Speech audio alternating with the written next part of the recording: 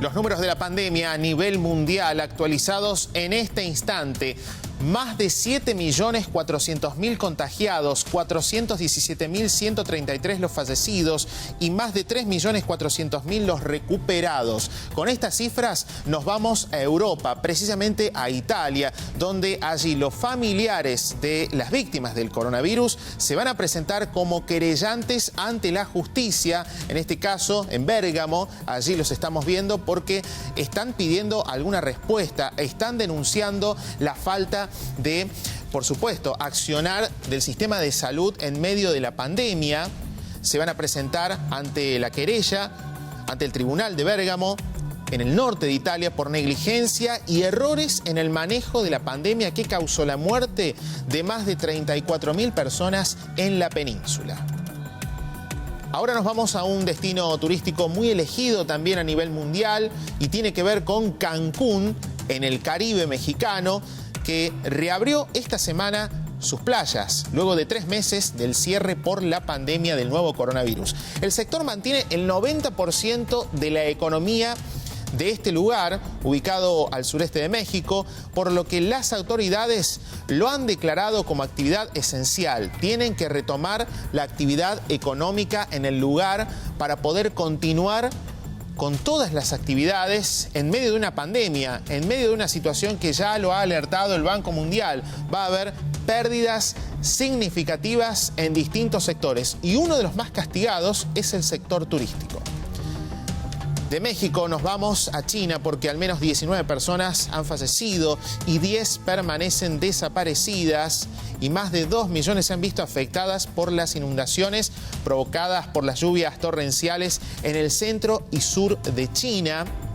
Allí estamos compartiendo imágenes en plena pandemia donde la gente debe movilizarse como puede. Estamos hablando de los evacuados, de la gente que requiere asistencia. Hay peligro de derrumbe, desmoronamiento y, por supuesto, algunas viviendas que han sido totalmente arrasadas, destruidas por el paso del agua. Allí el rescate de los adultos mayores, en este caso con pequeños botes, tienen que trasladarlos hasta un lugar donde puedan encontrar un reparo, donde puedan pasar la noche y así comenzar todo de nuevo. Hay familias que lo han perdido todo.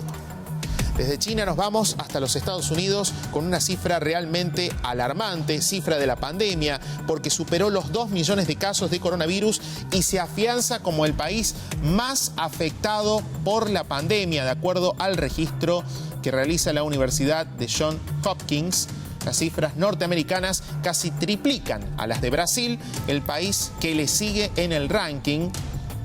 Por supuesto, los fallecidos por COVID-19 son al menos 112.920 allí en Estados Unidos.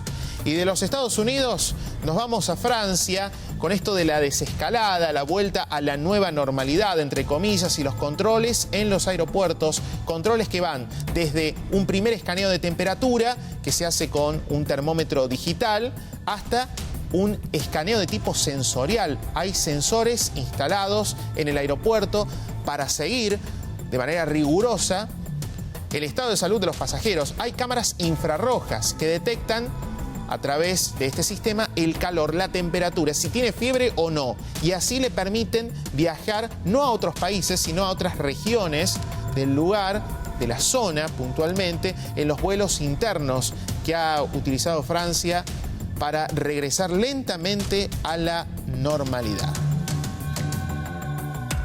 Y otra imagen del mundo nos lleva a los Estados Unidos nuevamente porque hace algunos días nada más despidieron los restos de George Floyd, este afroamericano asesinado en manos de la policía, y en este caso protestas que tienen estos efectos. Una estatua de Cristóbal Colón amaneció decapitada en Boston, última víctima del movimiento que exige la retirada de estatuas que consideran que simbolizan el racismo, reactivando también las manifestaciones tras la muerte de George Floyd. Algo similar ocurrió en otros estados donde también se erigía allí una de las estatuas que en este caso la misma, la de Cristóbal Colón, fue completamente derribada.